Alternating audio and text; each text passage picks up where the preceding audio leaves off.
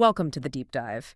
Today, we're looking at something deeply unsettling, actually. It's this gap between knowing there's a terrible hunger crisis somewhere, like in Gaza, and the fact that a formal official declaration of famine is just so rare. It feels like a contradiction, doesn't it? We hear the warnings, we see the suffering, but that word famine, it's often missing. Okay, let's unpack this. Exactly. And what's fascinating here is digging into why that gap exists.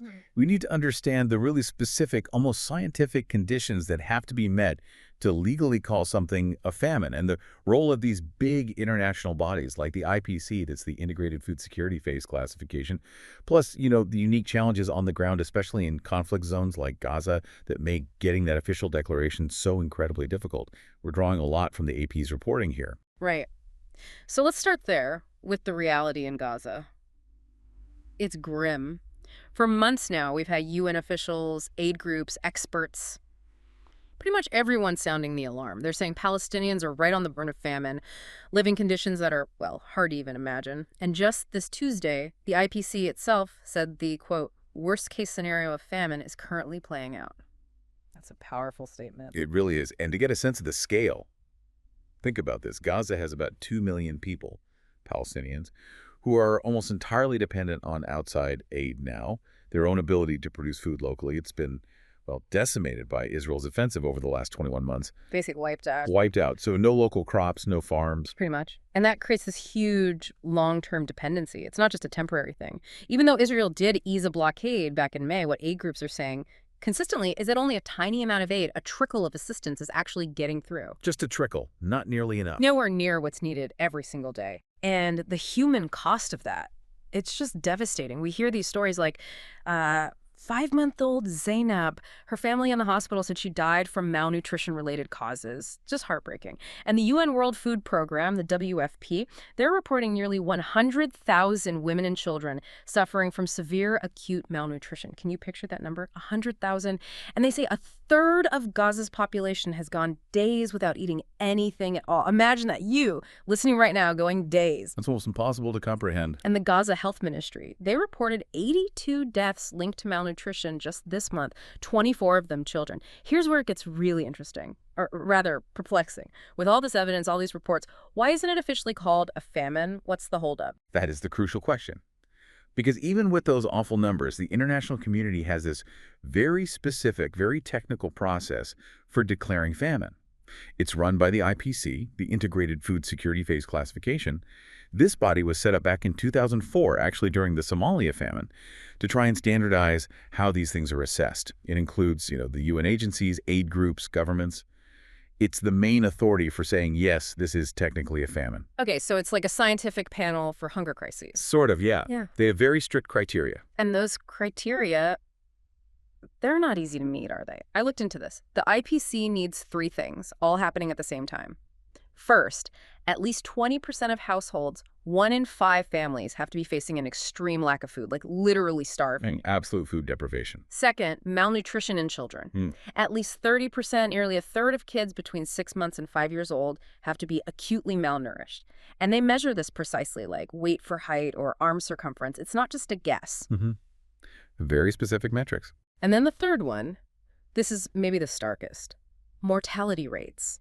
At least 2 adults or 4 young children out of every 10,000 people have to be dying daily specifically because of starvation or that deadly mix of malnutrition and disease. Exactly. Those are incredibly high thresholds to meet simultaneously across a population.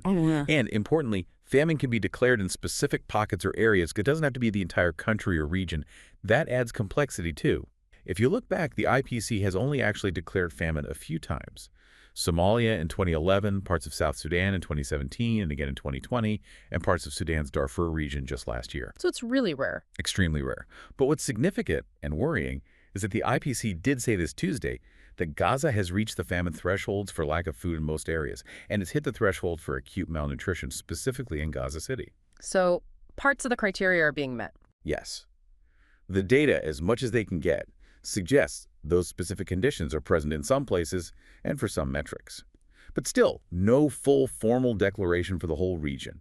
And that really highlights this gap we're talking about. It absolutely does. So if the numbers are pointing that way, at least partially, Why not make the declaration? What are the actual roadblocks? Well, one of the absolutely biggest hurdles, especially in a war zone like Gaza, is just getting the data reliably. Mhm. Access is severely limited by Israel, according to aid groups and the UN. This makes collecting that really detailed, specific data the IPC needs. Well, it makes it difficult and in some cases impossible, as the AP reported. Right. How do you measure malnutrition rates accurately if you can't get to the clinics, or the clinics aren't even functioning? Exactly. Or count deaths accurately when health systems are collapsing and people are constantly moving. Yeah. An emergency doctor who worked there was quoted saying, the health indicators, the death tolls, they're almost certainly an underestimation Hmm. because the systems for tracking this stuff are just incomplete and eroded. So we might not even know the true scale because the very conditions of the crisis prevent us from measuring it properly according to these strict rules. It feels like a catch-22. It really can be. The system requires hard data, but the crisis itself often destroys the means of collecting it. And then there's the issue of why people are dying, right? Yeah. Determining the cause of death. I saw a quote from Alex DeWall. He's an expert on famine. Oh yes, a leading voice on this. He points out that most deaths, especially children, aren't just from lack of food. It's usually malnutrition combined with an infection like pneumonia or diarrhea, which leads to dehydration. Oh. And doctors on the ground, they often don't have clear guidelines to say, okay, this death was caused by malnutrition versus this death was caused by infection, made worse by malnutrition. Okay. So many deaths are this horrible combination, not just starvation alone. How do you fit that complexity into the IPC's very specific mortality criteria? That's a massive challenge. Trying to disentangle those interconnected causes in the middle of chaos is incredibly difficult, medically and logistically. It adds another layer of why hitting that third criterion, the specific mortality rate due to starvation, can be so hard to document officially, even when people are clearly dying because they don't have enough food and are weakened. So the system demands a clarity that the grim reality often doesn't provide. Precisely. Now, in theory, the whole point of declaring a famine is to be a massive wake-up call. It's meant to galvanize the international community, push governments and donors to act, to send a surge of aid. That's the idea, isn't it? Ring the loudest possible alarm bell. Right. Cut through the noise and the bureaucracy. But does it actually work like that? Even if the declaration happens, the reality seems messier. Aid budgets are stretched thin everywhere, and you always have war and politics, as the reports say, getting in the way. I saw that quote from OCH's spokesperson, Lerke. He said, the fundamental problem is that we build the fire engine as we respond. That's a really telling quote, isn't it? It suggests we're always playing catch-up.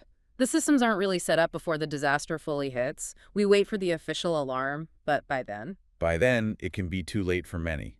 And Gaza is a perfect, tragic example of these logistical and political failures playing out right now.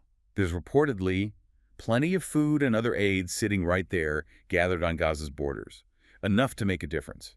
But reports state Israel is allowing only a small amount to enter. That's the first bottleneck. Okay, so it's physically there, but blocked.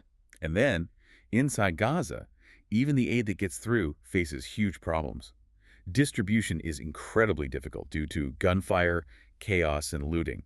It's dangerous for aid workers and for the people trying to get the food. Israel announced some humanitarian pauses, there have been airdrops, but UN agencies are very clear. Ongoing Israeli restrictions and the general breakdown of law and order make distributing aid effectively almost impossible in many areas. So it's blocked getting in and chaotic getting distributed. A nightmare scenario. The World Food Program is basically pleading for two things: a massive scale-up of aid allowed in, and crucially, an agreed ceasefire. Without those, the conditions for safely delivering aid just don't exist. If we connect this to the bigger picture, it really shows that a famine declaration, while important symbolically and technically, doesn't automatically solve the problem. You need the political will, you need safe access, you need security. Without those, the declaration risks being just worse. So what does this all mean? We've looked at the horrific reality in Gaza, the warnings piling up. We've seen the super strict technical definition of famine used by the IPC, and we've touched on the huge hurdles getting data in a war zone, the complexity of death causes, the political and logistical barriers to aid. It paints a picture where there's this huge, devastating gap between the suffering we know is happening and the official label. Understanding that gap, why it exists, seems crucial to understanding these crises properly. It's a gap where lives are lost. It is. And this raises an important question, a really profound one, actually. The IPC itself has cautioned that once a famine is declared, it's already too late. Think about that. If the system designed to trigger the ultimate emergency response only kicks in after widespread death has already occurred, according to its own strict definition. What does that say about our global ability to prevent these catastrophes? Are we waiting for a threshold that, by definition, means we've already failed thousands of people? It's something we really need to consider.